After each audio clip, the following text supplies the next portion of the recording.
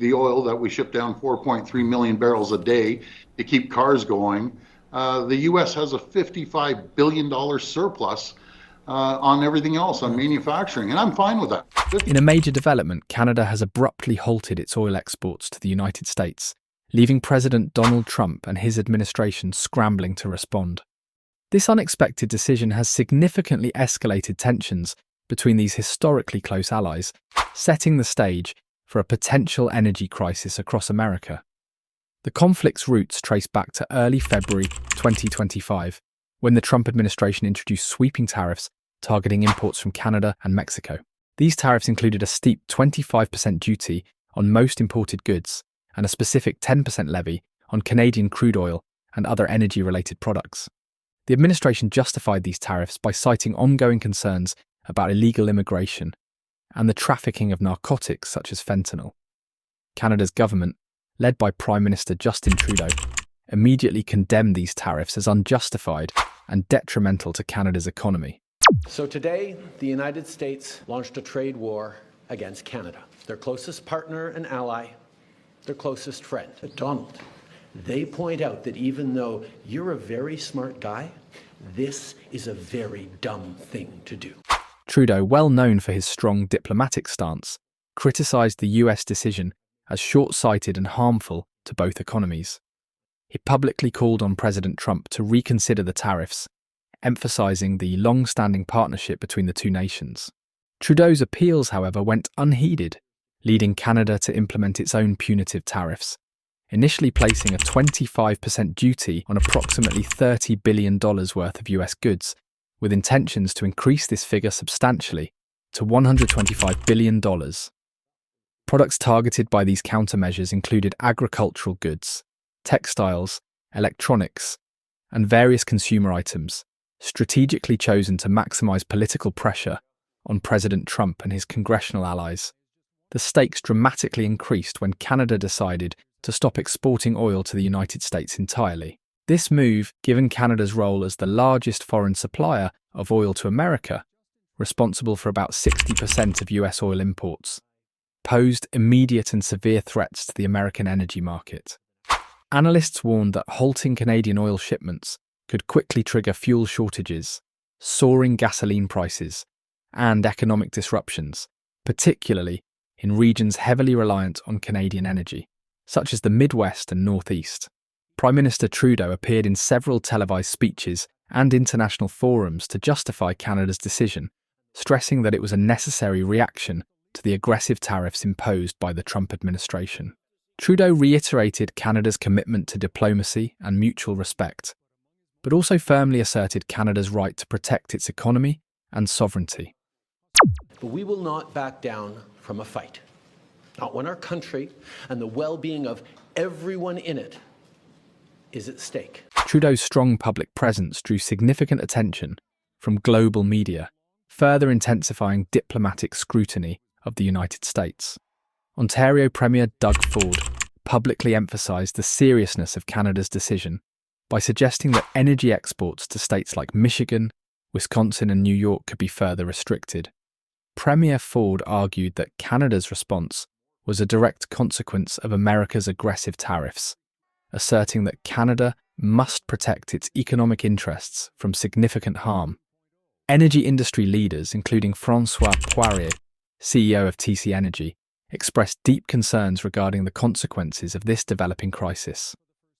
Poirier highlighted that American consumers could soon experience substantially increased gasoline prices, alongside significant financial losses for US oil refiners and Canadian producers. The American Petroleum Institute echoed these worries, underscoring the risks posed to the tightly integrated North American energy infrastructure and predicting higher operational costs for businesses and consumers alike. Economists have warned extensively about the broader implications of the tariffs on the US economy. The increased tariffs on Canadian imports are expected to drive up costs across multiple sectors, from automotive manufacturing and agriculture to technology and retail. Higher import costs would likely translate to increased consumer prices, leading to inflationary pressures. Analysts predict reduced consumer spending, which could in turn lead to a slowdown in economic growth. The agriculture sector, heavily reliant on Canadian exports, particularly fertilizers and machinery, could experience increased operational costs, potentially leading to higher food prices and reduced profitability for American farmers.